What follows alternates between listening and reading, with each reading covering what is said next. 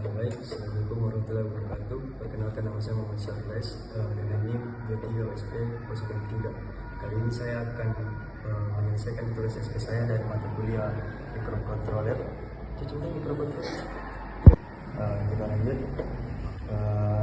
Alat ini dirancang untuk mempermudah para petani, khususnya para petani bawang, untuk dapat mengontrol tekanan air yang ada di jalur irigasi untuk penyiraman, karena ketika para petani menggunakan secara manual, biasanya tidak dapat mengatur RPM atau kecepatan dari pompa tersebut, sehingga mengakibatkan beberapa jalur-jalur perpipaan mengalami kerusakan.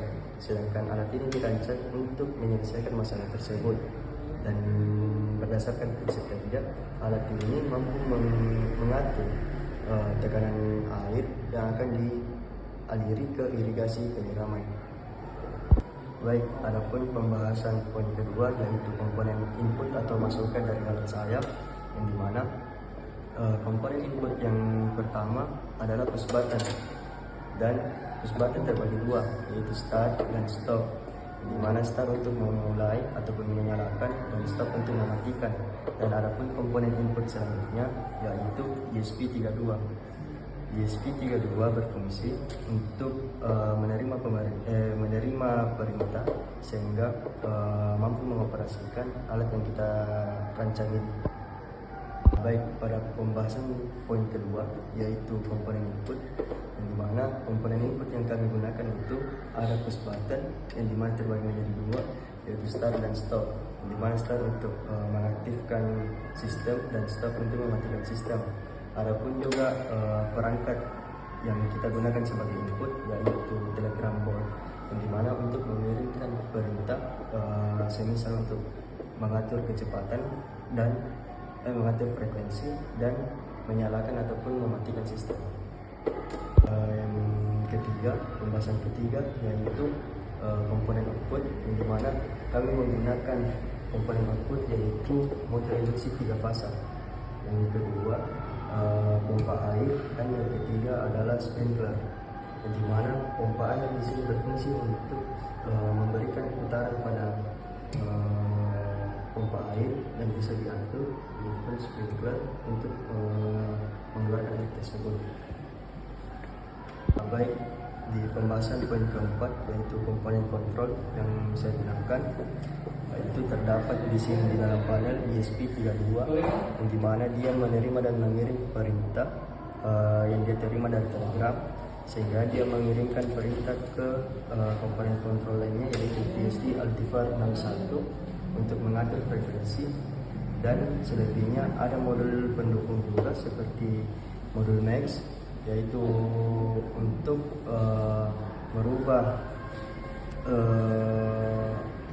serial sinyal dari ESP32 yang akan dihubungkan dengan PSD Altivar 61. Baik, pada poin kelima yaitu cara kerja dan hasil yang diharapkan dari alat saya atau alat kami, yang dimana cara kerja alat ini dimulai ketika sistem dinyalakan.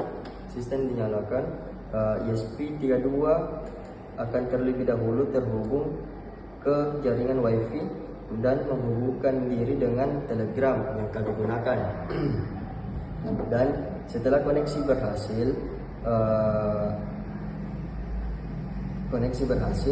pengguna dapat mengirimkan perintah yang diinginkan dari melalui telegram bot, sehingga masuk di ESP32, dan bisa pun juga kita lakukan kontrol lokal, maksudnya yaitu langsung dari panel, yaitu dengan menekan push button start ataupun stop. Dan adapun indikator bahwasanya alat ini berhasil ketika menggunakan kontrol lokal, yaitu lampu indikatornya.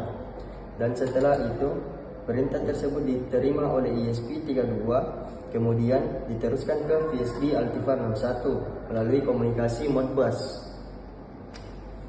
Setelah menggunakan Modbus RTU menggunakan modul Max 45, terdapat di sini modul Max 485. Nah, PSD Altivar 61 akan mengatur frekuensi keluaran sesuai perintah yang dikirimkan oleh Telegram.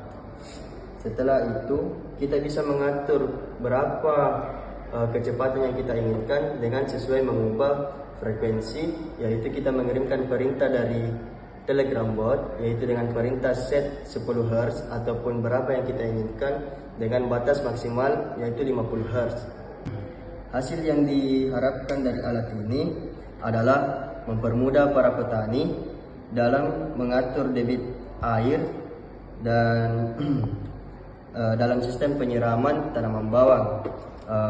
Selebihnya serta meningkatkan efisiensi proses penyiraman dengan memanfaatkan teknologi Internet of Things. Mungkin hanya itu yang bisa saya paparkan. Kurang dan lebihnya mohon dimaafkan. Wassalamualaikum warahmatullahi wabarakatuh.